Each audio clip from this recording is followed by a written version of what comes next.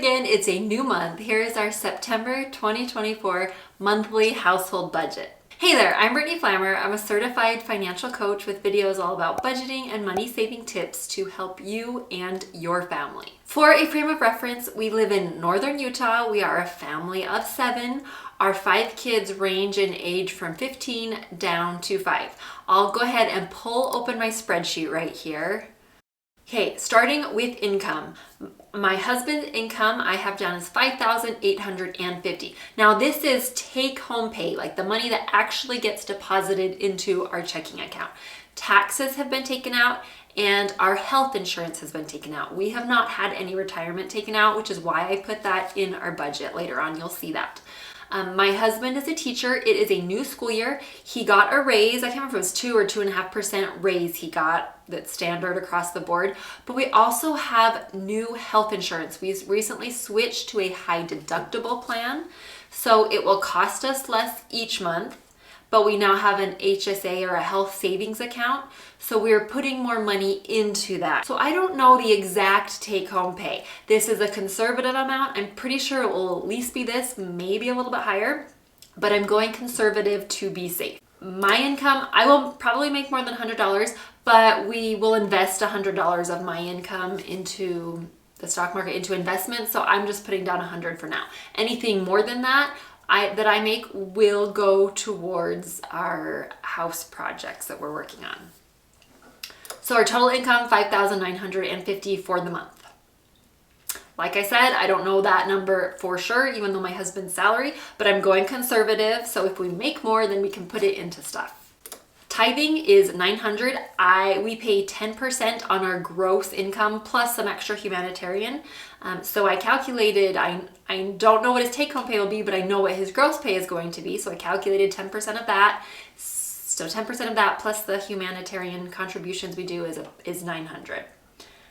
So then on to our expenses. I start with the fixed expenses and that are kind of boring, standard, very consistent month to month, down to the variable expenses that are a lot more fun. Our mortgage is fixed at $1,376 a month, so that's pretty standard. Our electricity has just gone up. We have solar panels, so it's usually very low. Our solar panels were not working for a few months and we didn't even realize it. I had a new phone and didn't have the login info, so I never checked the app and never got notified. Anyway, our electricity, we pay an average payment plan, and every few months it readjusts. So it's not really a rolling average, but it adjusts every once in a while. So it recently was adjusted to, I think it was $44 for the month. So that's what I'm planning on. Natural gas is the same thing. We are on an average payment plan, and for our city where we live, that means like once or twice a year they evaluate our usage and adjust our average monthly payment. So they currently just did that. We were paying 90 something a month, now we're only paying 68 a month. Our city bill includes our water and our garbage.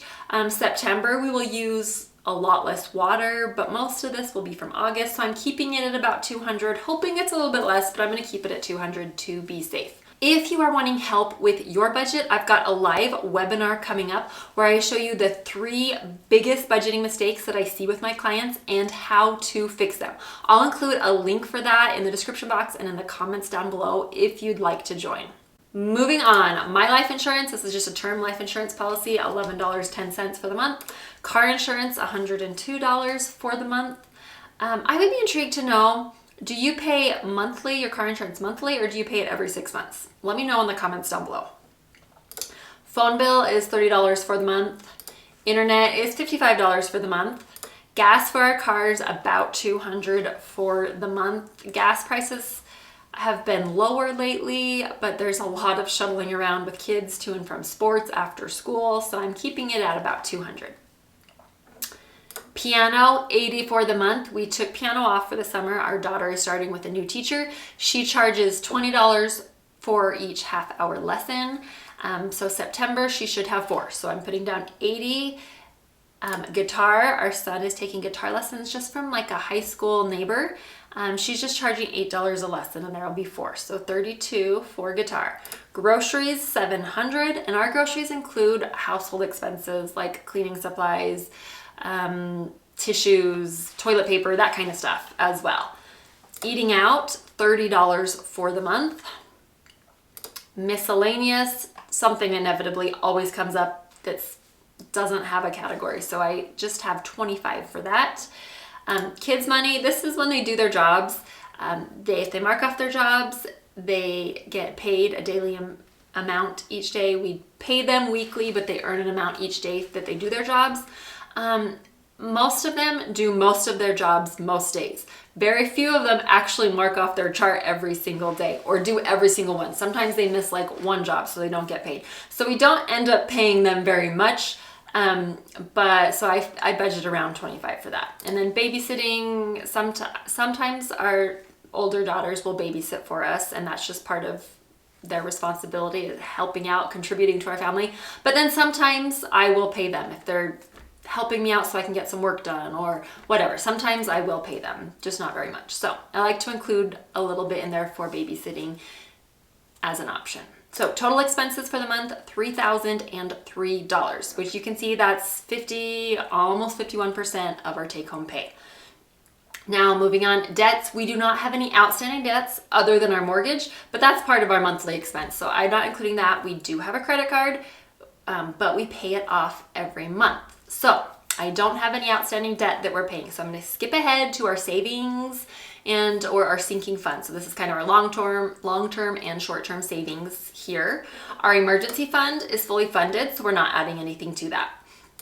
Personal money, my husband gets $25 to his personal account, and he also gets $25 for his bike because he has a motor on his bike, and inevitably it always needs something. So that $50 goes into his account.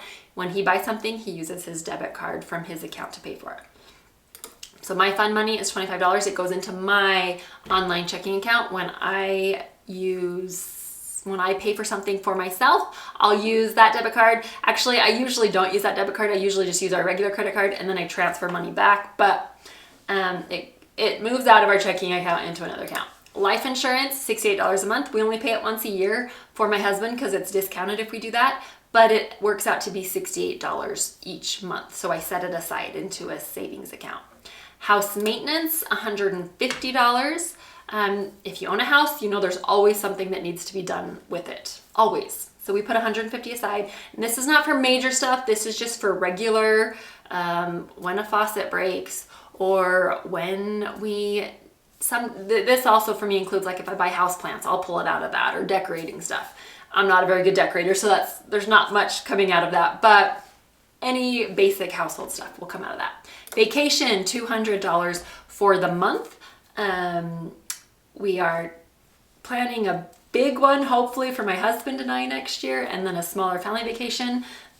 We'll see, but for now we're setting aside $200 a month. House updates, $0. This would be like for major house projects. And this is where anything my business makes, we're putting right into that. Clothing, $100 a month. If you watch my videos regularly, you'll see all these ones with an asterisk here. That means they're on auto transfer, so I don't do anything at the first of the month. This amount of money is automatically transferred, but I have increased the amounts. So our house maintenance used to be $125, it's now $150. Our vacation, what used to be $1 something, now I've bumped it up to $200. This is what I've done with our pay raise.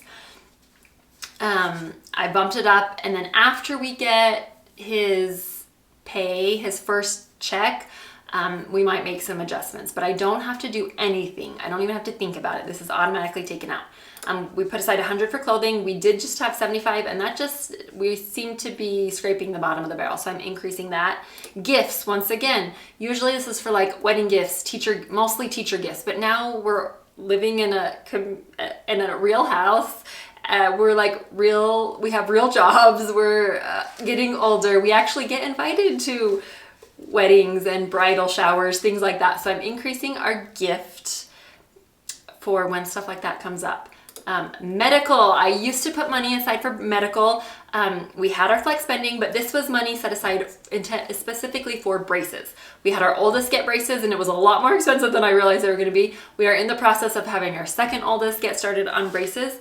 So we just realized we have enough kids, the next like 10 years, someone's gonna be in braces. So we're just trying to set aside money for those braces. Now that we have a health savings account, instead of setting aside money after taxes, we're putting onto our health savings account, into that account. So because it will stay with us and it can just keep accumulating for when we do need the braces. So I'm actually gonna go ahead and delete this row. And then moving on, our car expenses, $75. Christmas, we're not putting anything aside. We're just gonna use the cash back on our credit card to pay for Christmas. Then kids extracurricular, we are putting $400 a month. They have just gotten a lot more expensive, it feels like lately. And a lot of the expenses are all at once, which is around the same time school is starting. So you feel like we're spending so much money. So we're trying to prepare for those before they happen. So we're setting aside $400 a month for kids. $400 for my husband's Roth IRA, $400 for my Roth IRA, and then $100 into mutual fund, non-retirement investments. And if I look down here, total money out is just under $6,000, but we have $28 left. So I think my husband, our car expenses, I think we're gonna put it in there. So I'm gonna go ahead and add, I like round even numbers. So I'm just gonna do $100 into our car. And then we'll have an extra $3.20. If I want to, I can go in and add that to our groceries. Or I could just leave the $3. I don't care that much. But now it is a zero-based budget. So now as I spend money throughout the month, I will write here. Usually it's groceries is the biggest one, and then expenses for our kids. But groceries, we make lots of purchases throughout the month. So I will track it here, and down here it's going to show me how much I have left throughout the month so I can keep on track with my spending. That webinar link will be down below. Otherwise, make sure you stay tuned. At the end of the month, I will do a wrap up and give you a budget report on how much we actually spend as opposed to how much we budgeted. Thanks so much for watching. See you in the next video.